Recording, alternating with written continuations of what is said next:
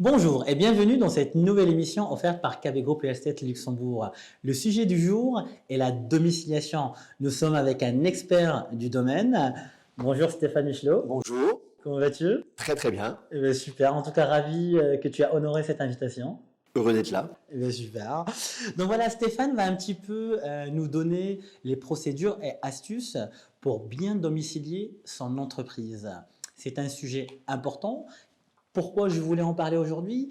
Car je reçois de plus en plus d'entrepreneurs qui mixent leur vie privée et leur vie professionnelle. Aujourd'hui, on va voir quelle est l'importance du sujet et quel est l'impact sur son environnement privé et professionnel.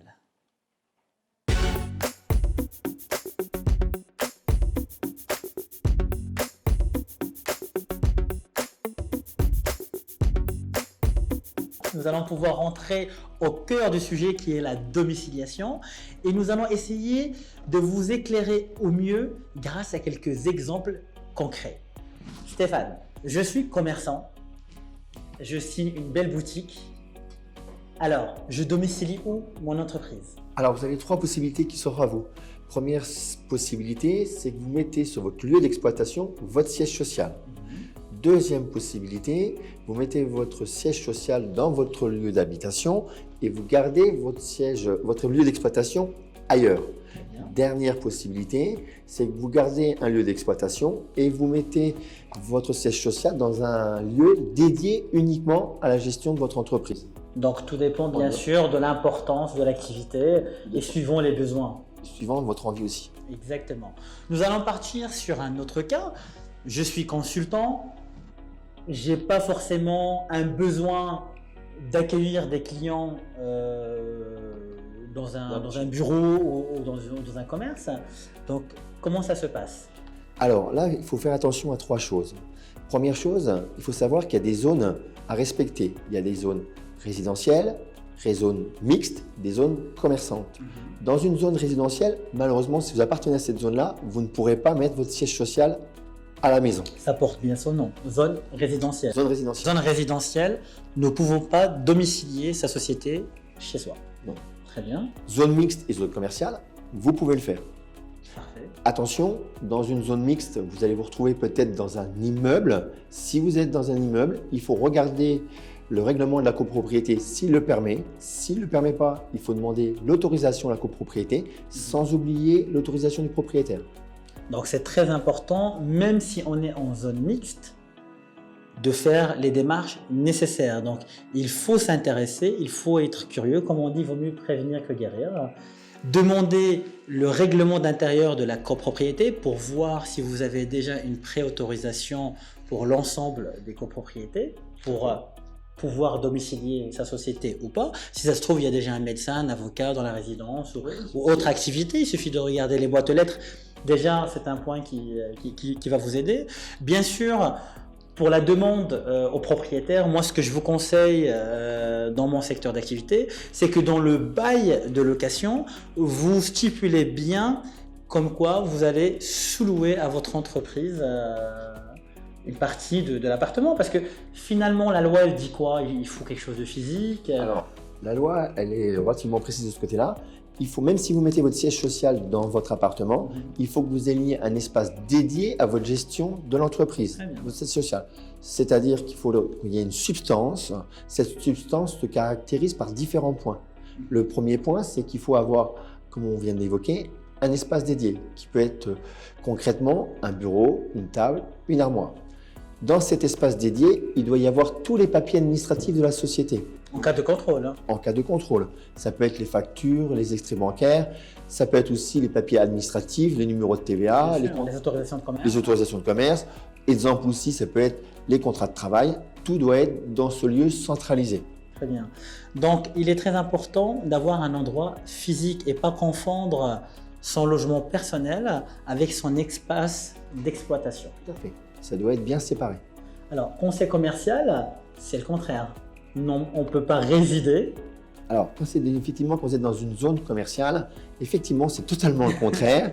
C'est l'inverse. On peut donner peut-être un exemple concret d'un immeuble de bureau. Voilà, si vous êtes dans un immeuble de bureau, on loue un bureau. On loue un bureau. Ce bureau-là a pour vocation d'être un bureau et pas d'être une résidence principale ou même secondaire. Donc, vous ne pouvez pas y habiter.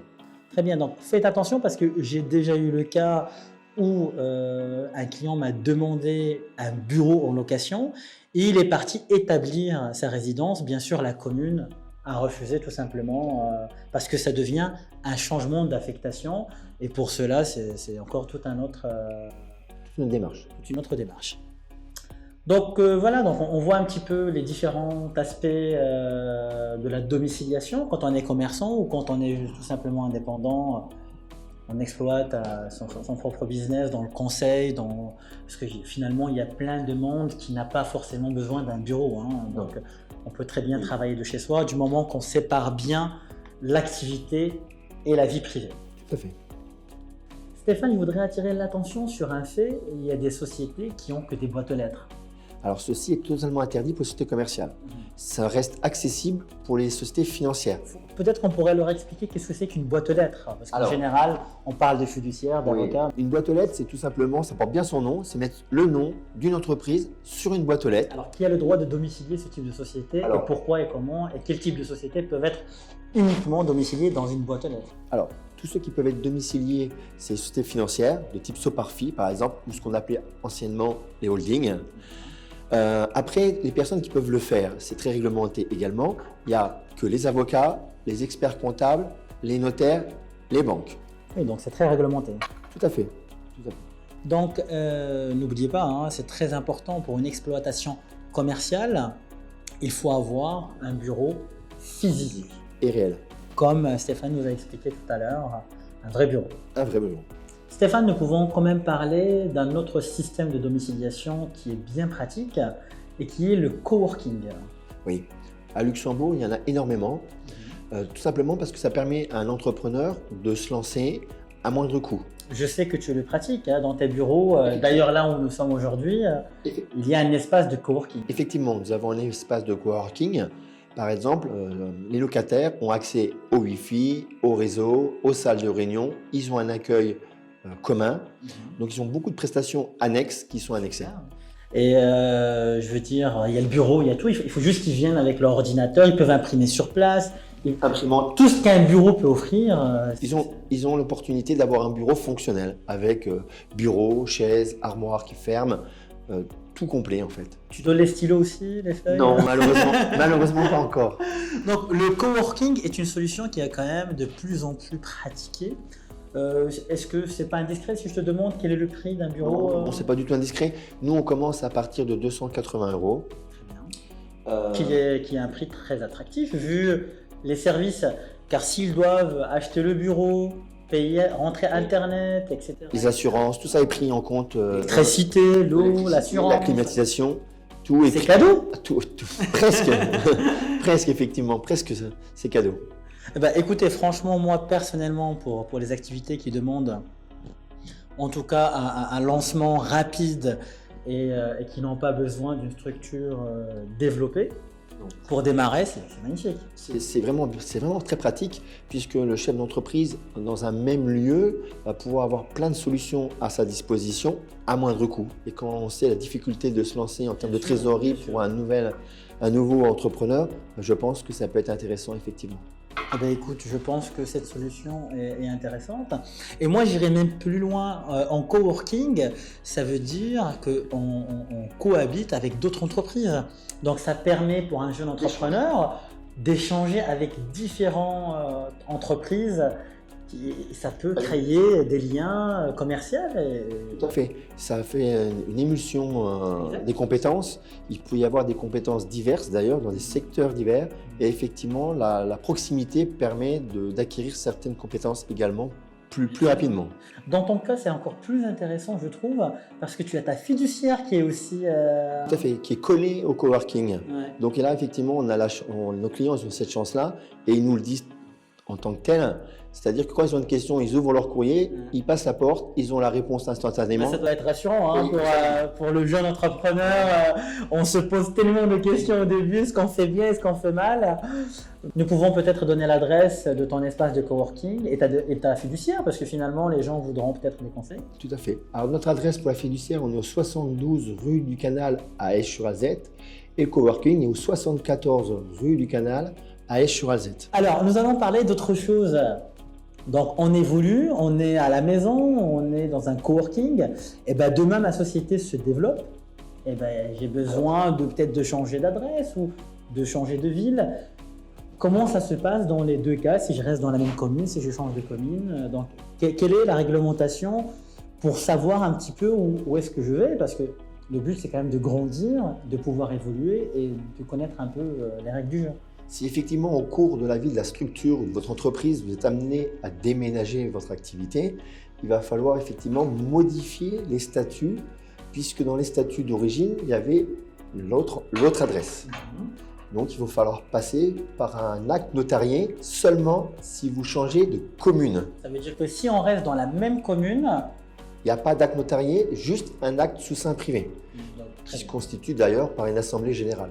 Alors, quand on est tout seul, c'est quoi une assemblée générale? Alors, quand on est tout seul, si on est indépendant, il n'y a pas d'assemblée générale à faire, il n'y a pas de passage chez le notaire.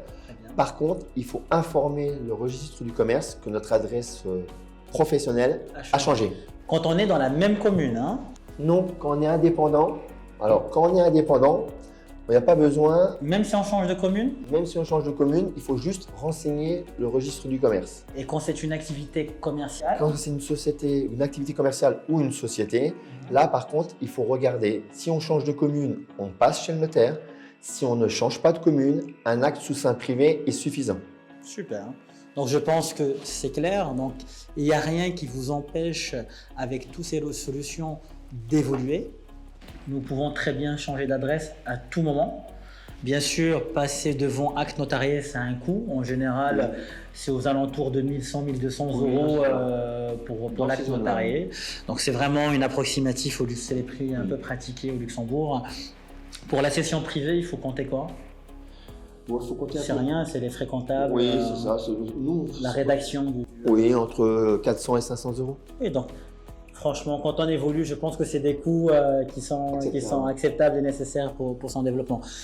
On a fait un petit peu le tour de la question de la domiciliation.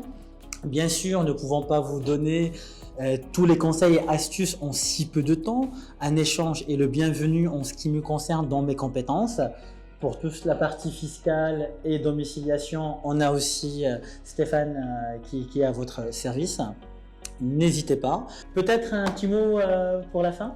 Oui, pour tous les jeunes entrepreneurs, je vous conseille fortement de faire appel à un professionnel qui vous guidera dans vos démarches.